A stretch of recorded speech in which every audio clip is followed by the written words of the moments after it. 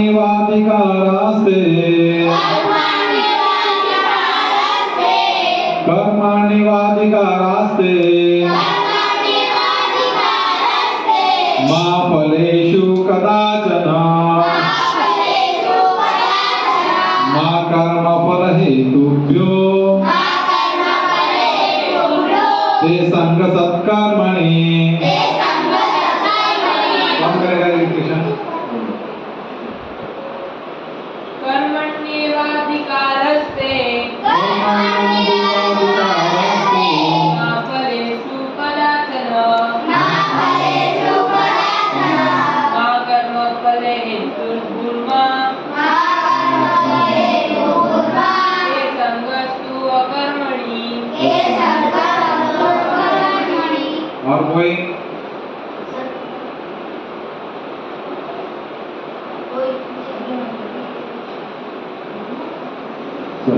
अनुवाद। तुम अपना कर्म कर्तव्य करने का अधिकार है, किंतु कर्म के फलों के तुम अधिकारी नहीं हो। तुम ना तो कभी अपने आप को अपने कर्मों के फलों का कारण मानो, ना ही कर्म करने में कभी आसक्त हो। ओम अज्ञानतिमिरन्धस्य ज्ञानाञ्जनशलाकया चक्षुर्मिलितं येन तस्मै श्रीगुरवे नमः। श्री चैतन्य मनोभीष्टं स्थापितं येन भूतले स्वयं रूप कदा मह्यं ददाति स्वपदान्तिकं। वन्देऽहं गुरुं श्रीयुक्तपदकमलं च श्रीयुक्तवैष्णवांच श्रीयुक्तभक्तांच श्रीकृष्ण चैतन्य प्रभु नित्यानंदन श्री अद्वैत गदाधर श्रीवासादि गौर भक्तवृंद। हरे कृष्णा कृष्ण कृष्ण हरे हरे हरे राम राम हरे हरे। हरे कृष्णा। सभी भक्तों का कृष्ण भवन में स्वागत है। आज हमारा गीता ज्ञान यज्ञ दूसरे अध्याय का 47 श्लोक में हम प्रस्थान कर रहे हैं। तो हमारी यात्रा कहाँ पे जा रही है? गीता भगवत गीता के 47 श्लोक में। ठीक है, ये बहुत ही महत्वपूर्ण श्लोक है। इसका हम तात्पर्य पढ़ेंगे। यहाँ पर 3 विचारणीय बातें हैं: कर्म, स्वधर्म, विकर्म तथा अकर्म। कर्म, स्वधर्म ये कार्य है जिनका आदेश प्रकृति के गुण के रूप में प्राप्त किया जाता है। अधिकार की सम्मति के बिना किए गए कर्म विकर्म कहलाते हैं। और अकर्म का अर्थ है अपने कर्मों को ना करना।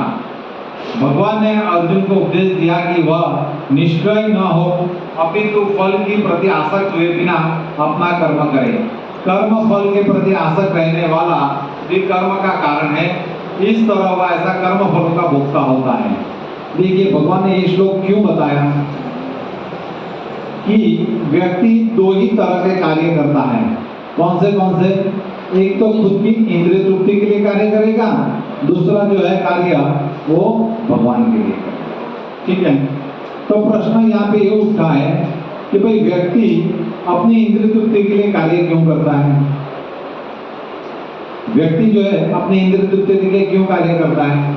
वो इसलिए करता है कि जन्मों जन्मों से व्यक्ति की असीमित इच्छाएं हैं।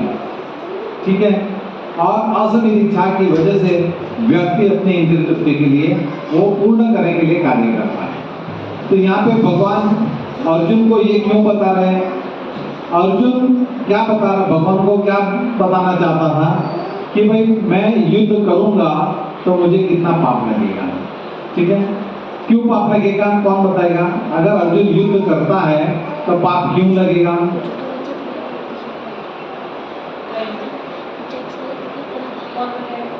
कौन बताएगा?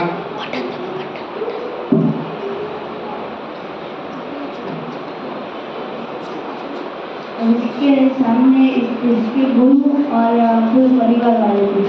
हाँ, तो क्यों? ठीक है, गुरु परिवार वाले वो तो है, पर क्यों वो युद्ध करना नहीं चाहता? आपने बताया, सही बताया, कोई गलत नहीं बताया, सही बताया आपने कि भाई सामने गुरु थे और अपने परिवार थे, पर क्यों? उसका कारण क्या? चल परिवार वालों को मारेंगे तो क्या होगा? हाँ, और कोई?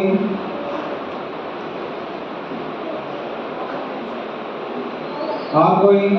वर्षा? तो देखिए यहाँ पे भगवान क्या बताना चाहते हैं, अर्जुन भगवान को क्या बताना चाहते हैं कि अगर मैं युद्ध करूंगा तो इससे क्या है, मेरे परिवार वाले की मृत्यु होगी तो इन सबों का मुझे क्या लगेगा, पाप का फल लगेगा। ठीक है, ये होगा विकर्म। अगर मैं इन सबों का पाप का फल मैं भोगूंगा तो मैं करोड़ों साल तक मैं कहाँ पड़ा रहूंगा, मैं नरक में पड़ा रहूंगा। ये किसकी मनोधारणा थी, अर्जुन की मनोधारणा। ठीक है, तो भगवान उसको क्या बताना चाहते हैं ये श्लोक के माध्यम से कि भाई तुम जो कर रहे हो ऐसा नहीं है कि तुम कर रहे हो। जिस तरह से कोई व्यक्ति है, जैसे कि कोई एक व्यक्ति है, वह उसका काम है कि भाई टाइल्स को बिठाना। ठीक है, अगर उसको कोई कॉन्ट्रैक्ट दिया गया कि भाई आपको घर में टाइल्स बिठाना है, ठीक है, टाइल्स बिठाने के सामने उसको क्या मिलने वाला है, अगर कोई व्यक्ति टाइल्स बिठाएगा तो उसको क्या मिलेगा, घर मालिक उसको क्या देगा, वो हाँ पैसे देगा, बराबर है। वो किस लिए काम कर रहा है, ये अपना कर्म, वो कर्म पैसे देगा। ठीक है, तो भगवान यहाँ पे अर्जुन को क्या बताना चाहते हैं कि भाई अगर भौतिक जगत में कोई व्यक्ति टाइल्स बिठाता है तो टाइल्स बिठाने के बाद जिस तरह से भी होंगे पिताजी, उनका टाइल्स का कॉन्ट्रैक्ट है। ठीक है, मैंने उनको बोला मेरे पूरे घर में टाइल्स बिठानी है, उन्होंने टाइल्स बिठा दी, फिर वो मुझे ऐसा बोलेंगे चलो प्रभु जी आप निकलो, अभी तो टाइल्स मैंने बिठा दी, अभी घर मेरा हो गया, बोलेंगे ऐसा? क्यों? अरे मेरा घर है, लेकिन कर्म तो उन्होंने किया ना, टाइल्स तो उन्होंने बिठाई ना, कर्मों का आपने जो चार्ज था वो दिया ना। हाँ, तो कहने का तात्पर्य क्या है, उन्होंने अपने जो कर्म है वो कर्म के अनुसंधान में धनराशि उन्होंने ग्रहण की। ठीक है, उसी तरह से प्रभुपाद जी ने एक सेकंड एग्जांपल दिया है कि भाई जिस तरह से एक कारपेंटर मतलब सुधार, क्या बोलते हैं मारवाड़ी में सुधार को, सुधार जो है वह व्यक्ति ऐसा व्यक्ति है कि जो कुछ भी लकड़ी की चीज बनाता है। ठीक है, लकड़ी की चीज बनाता है तो हमने सोचा कि चलो भाई हमारे मंदिर के लिए एक अच्छा सा हम मंदिर बनाएं। ठीक है, तो उसको हमने कॉन्ट्रैक्ट दिया कि भाई आपको लकड़ियों का मंदिर बनाना है। उसने बोला ठीक है भाई मैं मंदिर बना दूंगा, इसकी धनराशि होगी भाई 50,000 रुपया। ठीक है, लकड़ी भी मेरी, मजदूरी भी मेरी। ठीक है, हमने उनको दे दिया, उन्होंने अपना काम चालू किया और करीबन 15 दिन में उन्होंने मंदिर तैयार कर दिया। मंदिर तैयार कर दिया तभी हम लोग ऐसा बोलेंगे चलो प्रभु जी मंदिर बन गया आप जल्दी पढ़ो, क्यों? हाँ, तो उसी तरह से भगवान अर्जुन को बता रहे हैं कि भाई तुम यहाँ पे जो है कर्म करने का तुम्हें अधिकार है, लेकिन कर्म का भोगने का अधिकार नहीं है। जिस तरह से, और एक प्रभुपाद जी ने एग्जांपल दिया है, जिस तरह से एक सैनिक होता है, वो सैनिक को अपनी जितनी भी बॉर्डर है उनकी सुरक्षा करने का अधिकार है। सही बात है, गलत बात है? उसको सुरक्षा करने का अधिकार है। साथ में अपने सिविलियन मतलब जो भारत देश के वासी है उनकी भी रक्षा करने का उनको अधिकार है। ठीक है, वो बॉर्डर पे अगर युद्ध छिड़ जाता है तो वो सैनिक कई सैनिकों को मार देता है सामने वाले देश के। ठीक है, तो सामने वाले देश के कई सैनिकों को मार देता है तो उसको अपने राष्ट्रपति जो है उसको मेडल पुरस्कार करते हैं और उसकी क्या नामना करते हैं, उसको मेडल मिलता है। ठीक है, लेकिन वही अगर सैनिक घर में आके अपने बच्चों को गोली मार देगा तो क्या होगा? नहीं, उसको सजा होगी। ऐसा क्यों हुआ? कर्म तो सेम है, कर्म तो सेम है, गोली मारना है।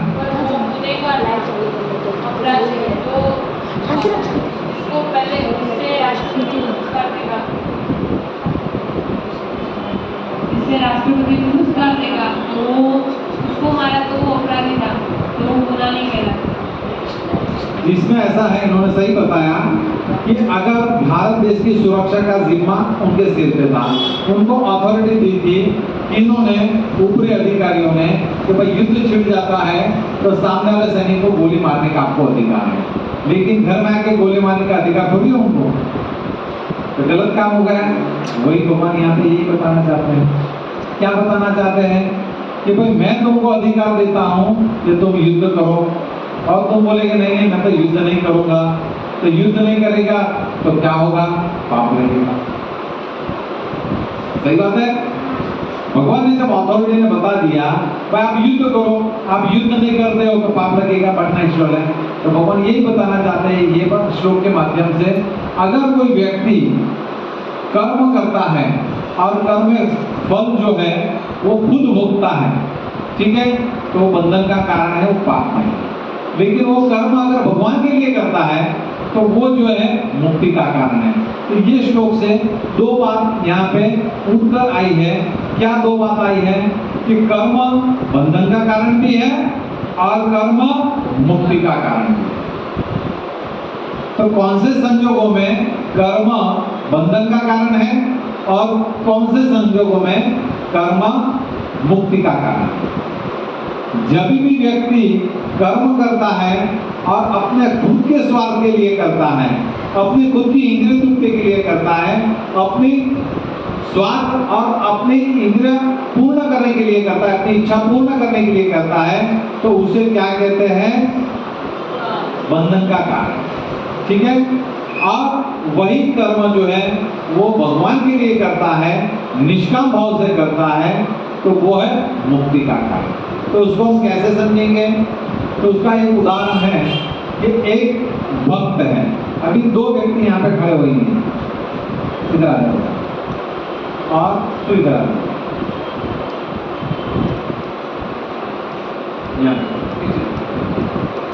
देखिए ये दोनों व्यक्ति हैं, ठीक है।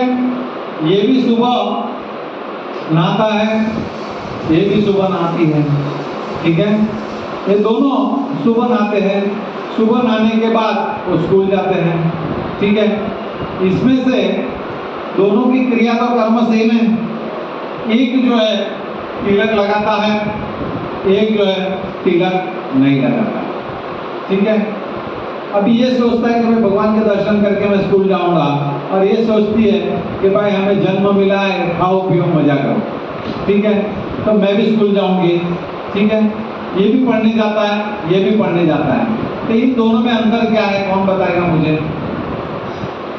बोलो जी भाई, तो माइक दो, हाँ बोलो बोलो बोलो बोलो बोलो, क्या अंतर है?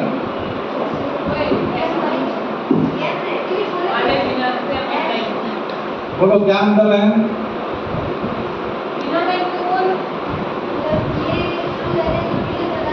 ये भी कर्म करता है, वो भी कर्म करती है, दोनों में क्या अंतर है?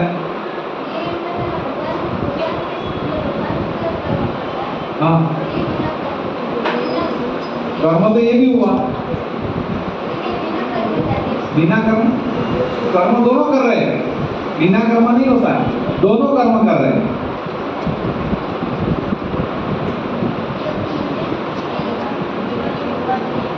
हाँ, समझ आई बात?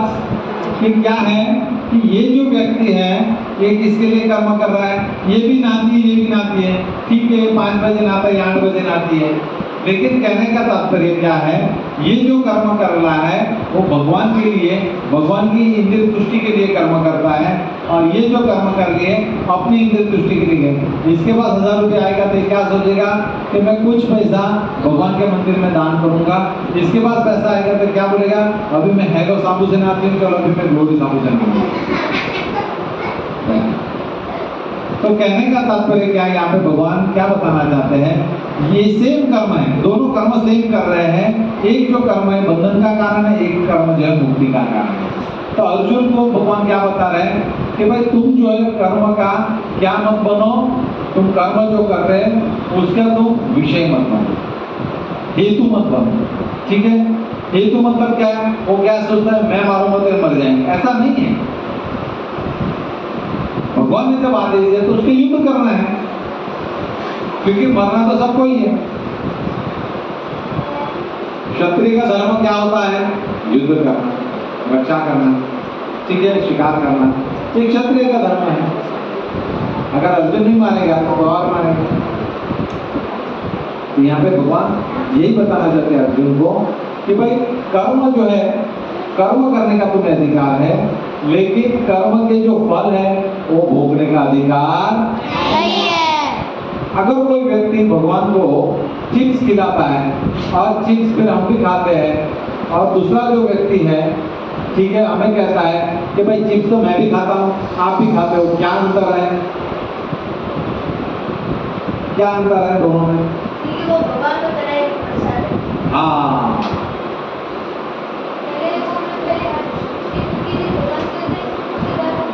हाँ, मतलब कहने का तात्पर्य वो जो है भगवान का उच्छिष्ट खाता है। तो भगवान ने आगे भी बताएंगे श्लोकों में विशेष में कि यज्ञशिष्टः स्नेहसक्तो मुच्यते सर्वस्मिन् वचने। वो श्लोक में आगे आएगा, भगवान बताएंगे कि जो व्यक्ति मुझे भोग दिखा के ग्रहण करता है प्रसाद, वो पाप से मुक्त रहता है, लेकिन जो भगवान को भोग नहीं दिखाता वो पाप ही ग्रहण करता है। कितने लोग प्रेम से भगवान को भोग दिखाते हैं? उंगली ऐसे मत उठाना, भगवान देख रहे हैं। हाँ,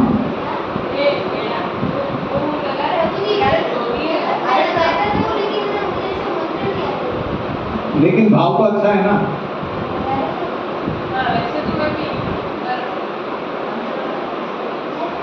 क्या करते हो?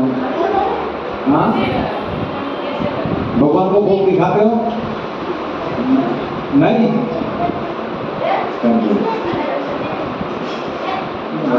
तो कहने का तात्पर्य क्या है कि अगर हम भगवान को भोग दिखाए बिना ग्रहण करेंगे तो हम क्या करते हैं? पाप ग्रहण करते हैं। अगर हम भगवान को भोग नहीं दिखाएंगे और ग्रहण करेंगे तो पाप ग्रहण करेंगे, और भगवान को भोग दिखा के हम ग्रहण करेंगे तो हम क्या है? पाप से मुक्त होंगे। आज कितने पुण्यवान लोग हैं जिन्होंने एकादशी व्रत का पालन किया, और कौन महापुण्यशाली है जिन्होंने एकादशी व्रत का पालन नहीं किया? नहीं किया, क्यों? हाँ,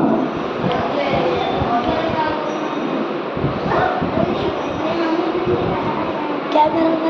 अरे वाह, साधु साधु। तो देखिए, हम एकादशी का व्रत कर रहे हैं तो भक्त है, तुझे तो करना चाहिए। तो दूध तो पी सकते हैं।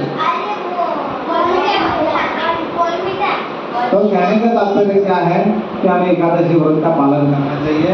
अगर हम एकादशी व्रत का पालन नहीं करते हैं तो ये बहुत बड़ी सजा, बहुत बड़ा पाप है। जो पाप रावण ने कुंभकर्ण ने किया था वही पाप से हम हिस्सेदार होंगे। तो हमें सदैव एकादशी व्रत का पालन करना चाहिए। क्यों? हम वैष्णव है, हमारा क्या काम है? तपस्या का।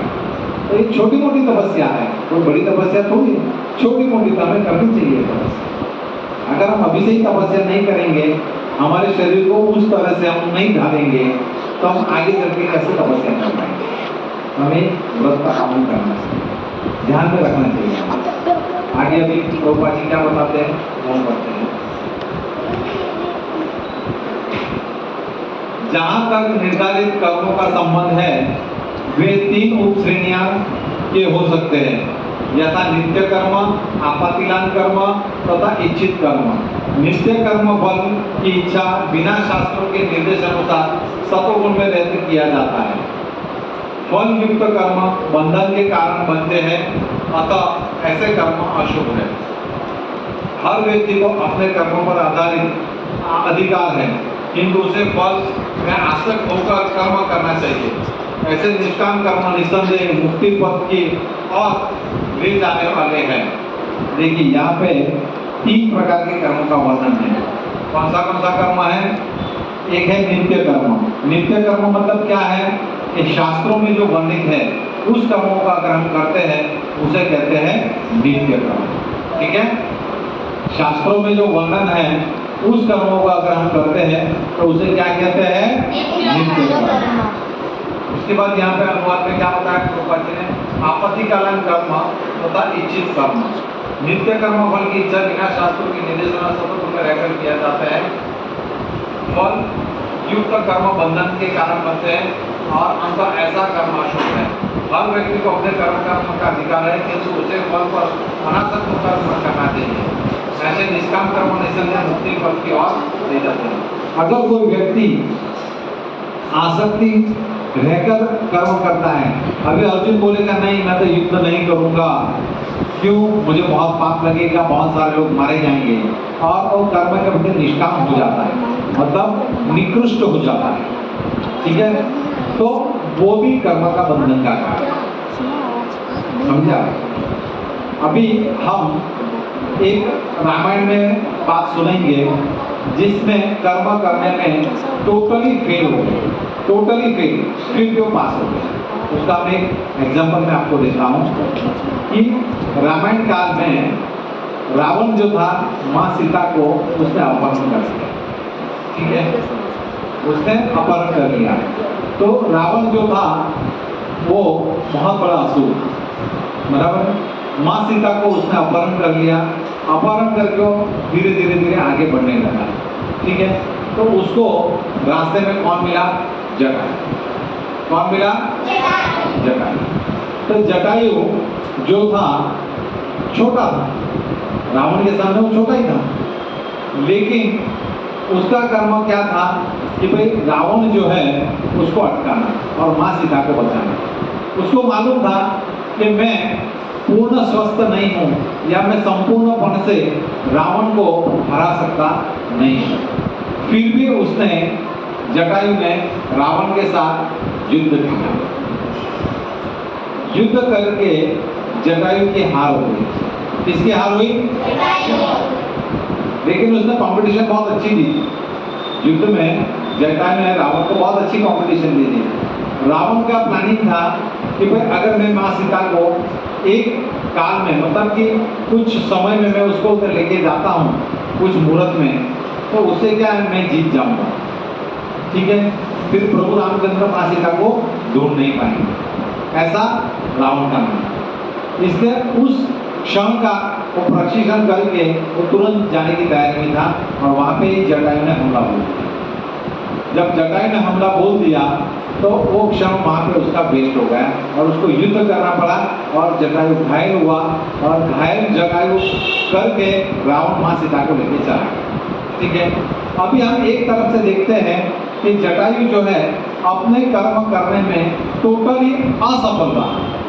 ना ही वो माँ सीता को बचा पाया, ना ही वो रावण को हरा सका, टोटली असफल रहा। अगर हम भौतिक दृष्टि से देखेंगे तो जटायु फेल है। सही बात है, भौतिक दृष्टि से हम देखेंगे तो जटायु क्या है? फेल है। क्यों? क्योंकि वो कर्म करने में असफल रहा और उसका जो कर्म है वो पूर्ण नहीं है। ठीक है, तो भौतिक जगत से दृष्टि से देखेंगे तो वो फेल है, लेकिन आध्यात्मिक दृष्टि से हम अगर ये कर्म देखेंगे तो ये जो कर्म है ये मुक्ति का कारण है। कैसे मुक्ति का कारण बना? जटायु ने जो अपना समय था वो किसके लिए यूज किया? जटायु ने जो अपना समय है वो भगवान के काम में लगा दिया। उसने किसके काम में लगा दिया? भगवान के। अभी मुझे ये बताओ, जटायु को कुछ मिलना था तो क्या होगा? निष्काम, कोई भी काम की इच्छा नहीं, कोई भी काम की इच्छा नहीं और भगवान के लिए उसने कर्म किया।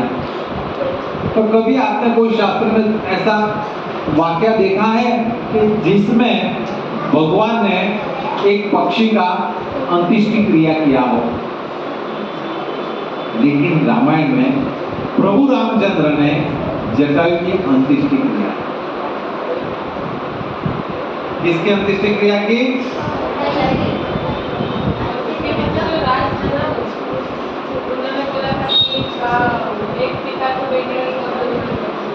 पर कहने का तात्पर्य योनि कौन सी थी? पक्षी योनि थी। हमें कहीं यहाँ नहीं मालूम या कहीं शास्त्र में ऐसा वर्णन नहीं आता है रामायण को छोड़ के जहाँ पे जटायु का कोई पक्षी का भगवान ने अंत्येष्टि क्रिया किया हो, लेकिन रामायण में अंत्येष्टि क्रिया उन्होंने की जटायु, ठीक है। और जटायु असफल रहने के भी जटायु क्या हो गया, बंधन से मुक्त हो गया, असफल हो गया। और वो कौन सा कर्म गिना गया, निष्काम।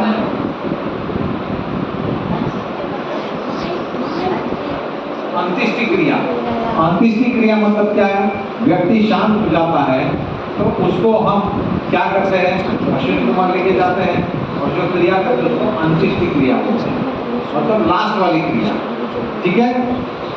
समझ में आई बात।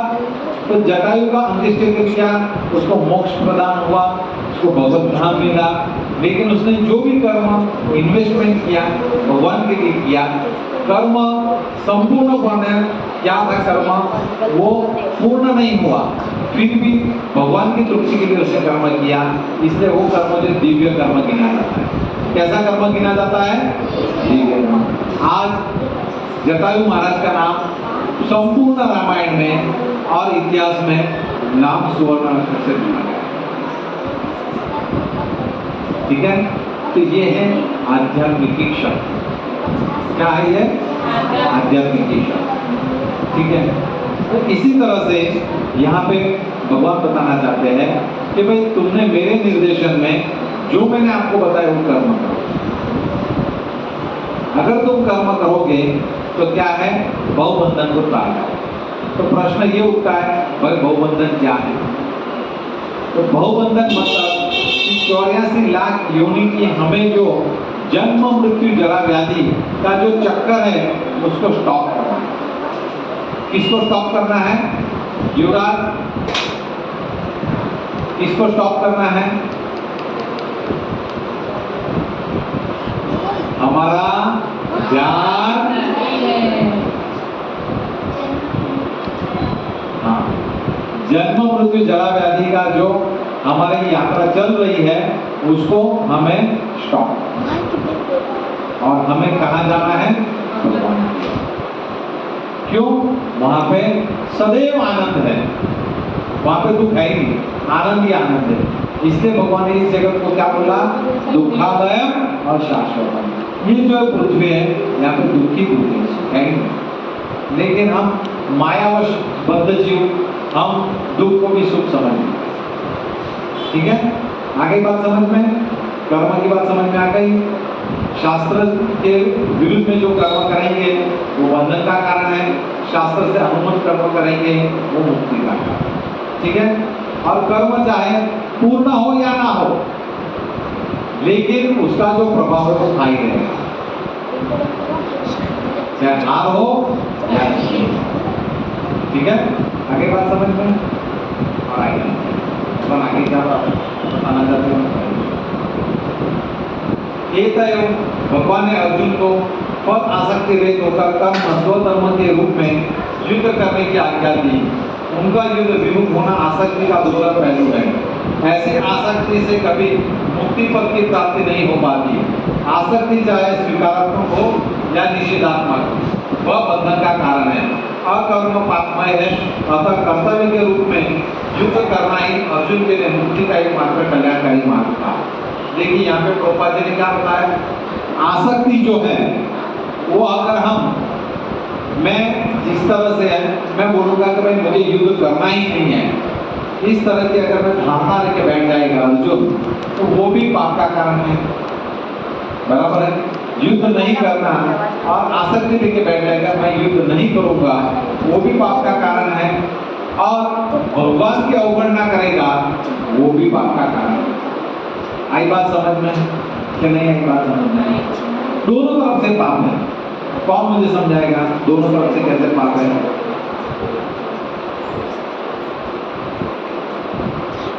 ओम बोलो बेटा, अगर वो भगवान की बात नहीं मानेगा तो उसको पाप लगेगा, और वो उसके परिवार को मारेगा तो भी उसको पाप लगेगा। वो तो बोल ही देगा। और दूसरा एक कारण, एक तो आपने बता दिया कि भगवान की बात नहीं मानना वो पाप का कारण है, दूसरा भी मैंने बताया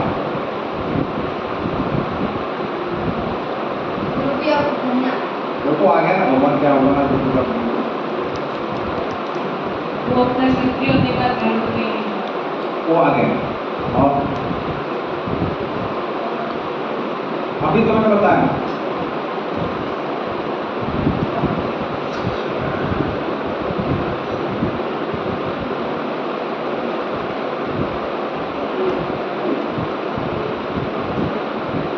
वो कर्म के प्रति न करने के प्रति आसक्ति, कर्म न करने के प्रति आसक्ति। जिस तरह से गुरु जी हमें बताया साफ सफाई करना है, फिर भी हम भाग जाते हैं। तो ये क्या बताता है? कर्म न करने के प्रति,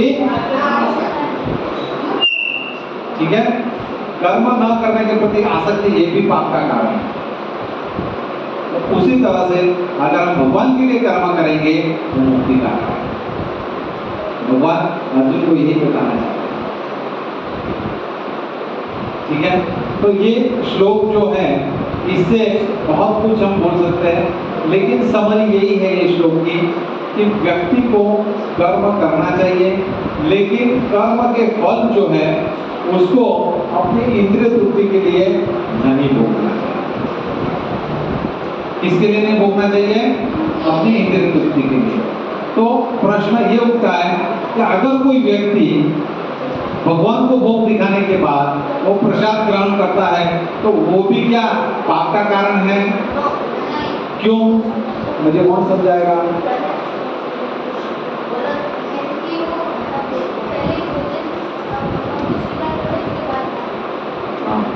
और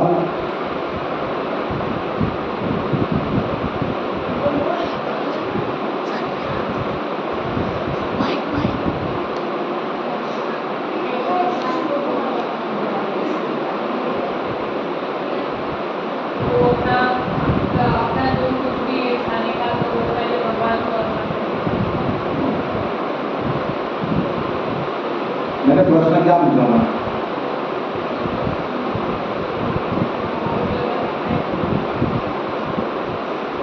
इस प्रश्न ही पता नहीं है तो आंसर कैसे देंगे? बोलो बता।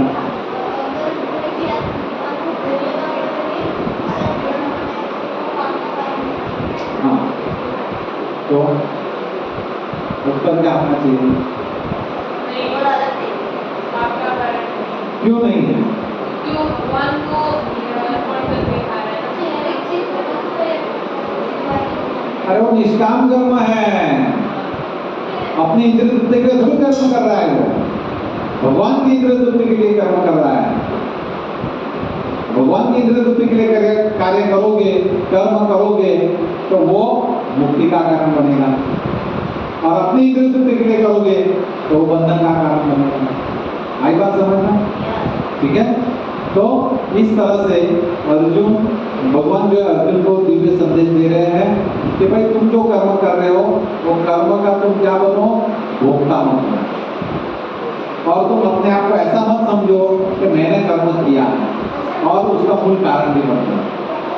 ठीक है, इसलिए ये श्लोक की समझ यही है कि हमें कर्म जो है भगवान के लिए करना है, और कर्म के जो फल है वो भगवान को हमें अर्पित करना है, और भगवान को अर्पित करके ही हमें हर चीज ग्रहण करनी है। हरे कृष्णा हरे कृष्णा कृष्णा कृष्णा हरे हरे हरे हरे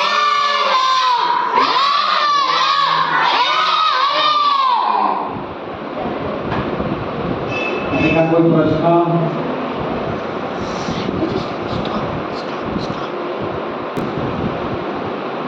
बताओ, तुम्हारी आवाज सुनने में बताओ। माइक माइक हाँ,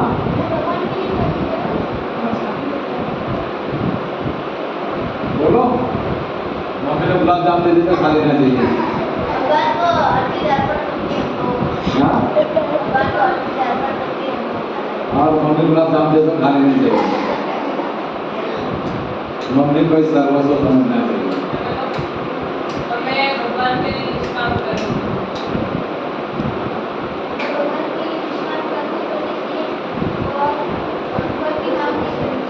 फल की कौन सा फल की मांगेंगे?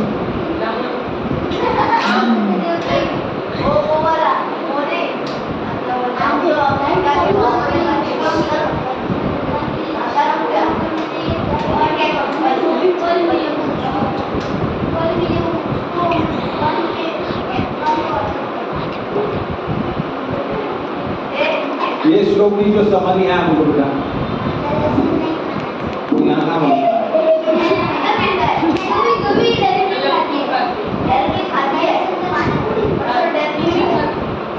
तो ये श्लोक जो हरे कृष्णा ये श्लोक जो है इसमें हमें ये समझ प्राप्त होती है कि व्यक्ति कर्म करे बगैर नहीं रह सकता है।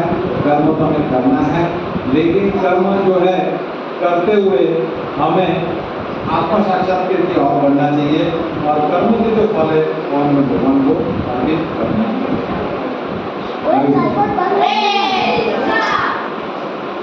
चलो बीजा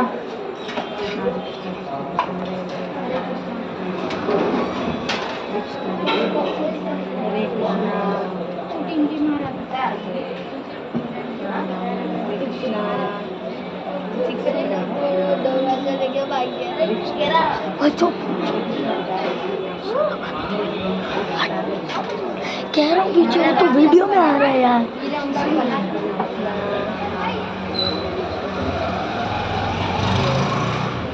अबे यार माता जी को तो आने दो।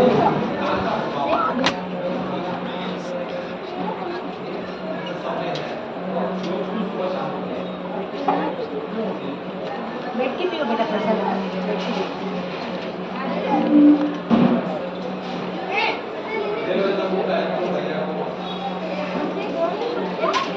आजा भाई कोई रुक रुक रुक हाँ दे